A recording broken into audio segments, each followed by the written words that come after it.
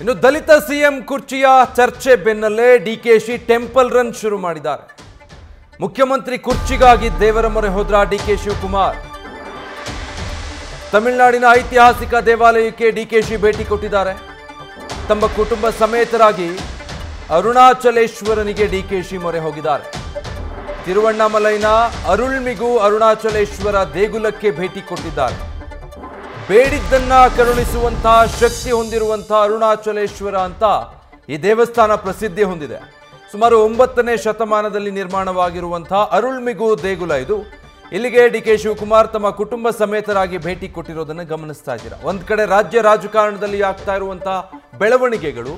ಈ ಮಧ್ಯೆ DCM DK Shivakumar temple run ಶುರು ಮಾಡಿದ್ದಾರೆ. ಕುಟುಂಬ ಸಮೇತರಾಗಿ ತಮಿಳುನಾಡಿನ ಅರುಣಾಚಲೇಶ್ವರನಿಗೆ ಡಿಕೆಶಿ ಕುಟುಂಬ ಸಮೇತರಾಗಿ ಹೋಗಿ ಮೊರೆ ಇಟ್ಟಿದ್ದಾರೆ. ಸುಮಾರು 9ನೇ ಶತಮಾನದ ದೇಗುಲ ಇದು. ಕೇಳಿದ್ದೆಲ್ಲವನ್ನು ಕರುಣಿಸುವಂತಹ ಶಕ್ತಿ ಈ ದೇವರಿಗಿದೆ ಅನ್ನುವಂಥ ನಂಬಿಕೆ ಬಹಳ ಹಿಂದಿನಿಂದ ನಡ್ಕೊಂಡು ಬಂದಿದೆ. ಇಲ್ಲಿ ಬಂದು ಏನೇ ಸಂಕಲ್ಪ ಮಾಡಿಕೊಂಡ್ರು ಕೇಳಿಕೊಂಡ್ರು ಅದಾಗುತ್ತೆ ಅನ್ನೋ ನಂಬಿಕೆ.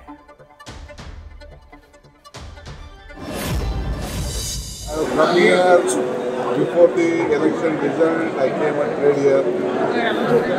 We got a good government. We got good rains. So today I thought that I'll come and again pray for the Lord in the community.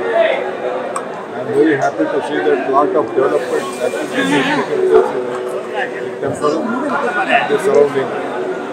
Cleanliness in the temple is very good, and especially the architecture what this temple has, it is very marvelous. Those who know about architecture, they know about the work in those days, thousands of years back.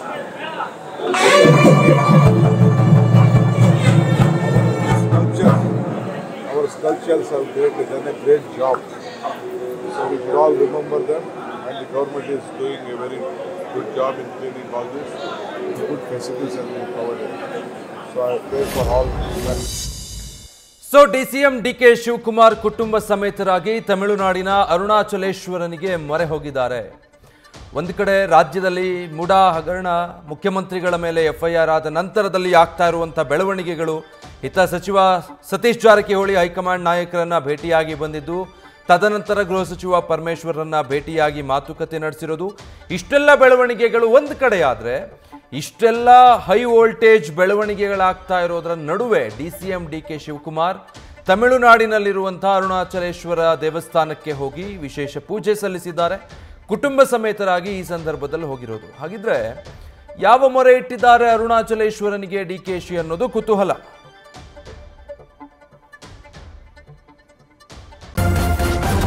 News first ನಿರ್ಭೀತಿಯಿಂದ ನಿಮ್ಮ ಪರವಾಗಿ.